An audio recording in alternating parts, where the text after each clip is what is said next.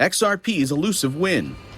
In the ongoing SEC versus Ripple case, the regulatory body has been dodging the defendant's request to produce certain documents that are critical to Ripple's defense for quite some time now.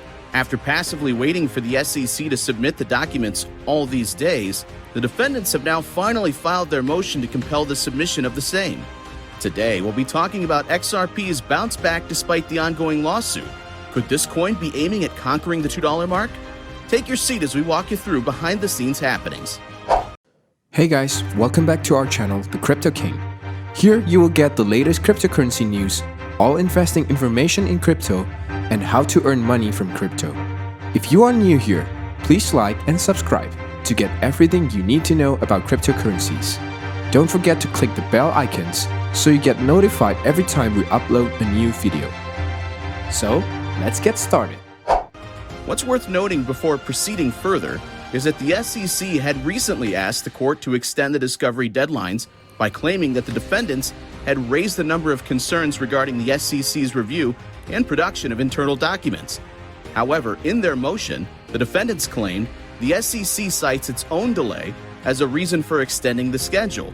The only way to solve the problem is with strict deadlines. Needless to say, the court had already ordered the agency to search all relevant repositories for documents and discovery for communication with respect to XRP, Bitcoin, or Ether between itself, the SEC, and external third parties.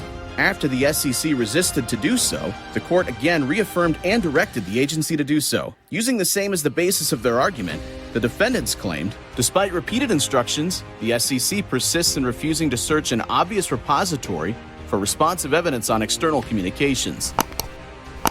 SEC continues to employ delaying tactics.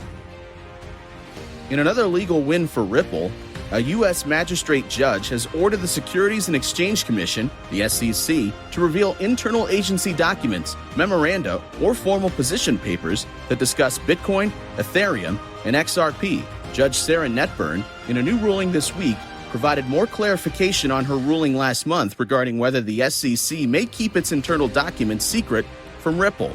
The SEC must produce communications with third parties, including external agencies and market participants, subject to a privilege assertion, according to Netburn's 5-paragraph ruling. Intra-agency memoranda or formal position papers discussing Bitcoin, Ethereum, and XRP must be searched for and produced subjective to a privilege assertion, said the judge, adding that examples of such documents include division reports, final reports of internal working groups, or formal position papers submitted to the commissioners. However, she added, informal intra-agency communications such as email would not need to be produced.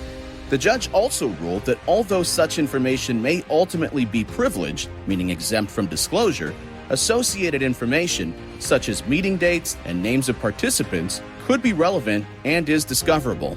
Any documents withheld on the basis of privilege must be identified on a privilege log, according to the ruling. The judge also directed Ripple and the SEC to continue to meet and confer on the remaining issues in their letters. The judge tried to bridge the gap by giving slightly more detail into the types of memoranda and position papers that need to be disclosed. Jesse Hines, general counsel at Gala Games, told Forksat News it's clear she still needs Ripple and the SEC to figure it out amongst themselves, which hasn't had great success to date. I wouldn't be surprised if this comes before the court again, Hines added.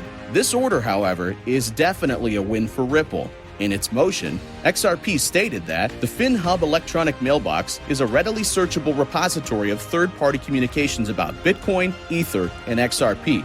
Yet the SEC has flatly refused to search the FinHub mailbox. The SEC, darting the relentless request, managed to garner a lot of reactions from the community. Popular attorney James K. Filan, for instance, opined that Judge Netburn would not be pleased with the SEC for not obliging to the court's order. Garlinghouse and Larson, additionally, issued another straightforward request to the agency to produce documents regarding its policies governing the SEC employees trading in or purchasing or sale of digital assets and virtual currencies, including the changes and updates to them. The SEC, they argued, refused to produce the aforementioned non-burdensome documents, drawing parallels between the SEC refusing to turn in documents and asking some additional time to conduct that discovery. John E. Deaton asserted that the agency would now find it difficult to maintain its credibility. Ripple continues exerting pressure.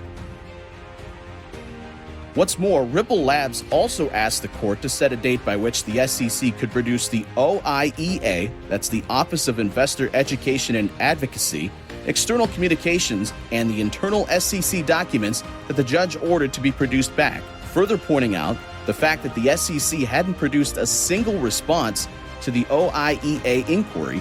The motion said the SEC has repeatedly delayed its production while telling Judge Torres that the ordered discovery was irrelevant and needless. The defendants concluded by outrightly asking the court to order the regulatory agency to submit all the aforementioned documents no later than the 18th of June. Which way will the case go, and what is the significance? At the heart of the lawsuit is whether transactions involving XRP constitute investment contracts and therefore securities subject to registration under Section 5 of the Securities Act of 1933. Access to the SEC's internal communications has been one of the most heated areas of contention between Ripple and the SEC in the litigation. Judge Netburn had, at an earlier discovery conference on April 6th, ruled to grant in large part Ripple's motion to compel the SEC to produce documents reflecting SEC's prior statements and communications with third parties, as well as internal documents discussing whether XRP, Bitcoin, and Ether are considered securities. However, Ripple and the SEC have been unable to agree on the documents to be disclosed under the order, with the SEC arguing that Ripple's requests for internal documents were improper and irrelevant. Ripple and SEC have also been battling over whether the SEC should be allowed to use information that the SEC obtained from foreign regulators on Ripple and XRP transactions outside the United States. The attorneys representing defendants Ripple, Garlinghouse, and Larson have disputed the SEC's assertions that its requests to foreign regulators for assistance were merely voluntary and not compulsory, and have requested the judge to stop the SEC from using such requests.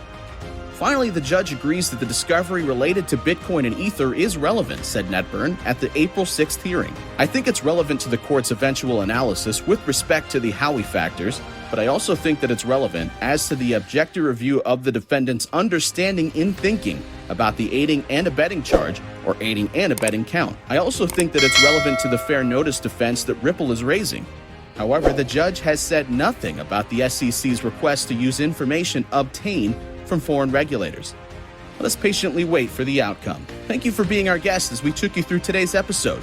To be the first one to get the latest financial news, kindly subscribe to our channel, The Crypto King. Do us a favor by commenting, liking, and sharing the video.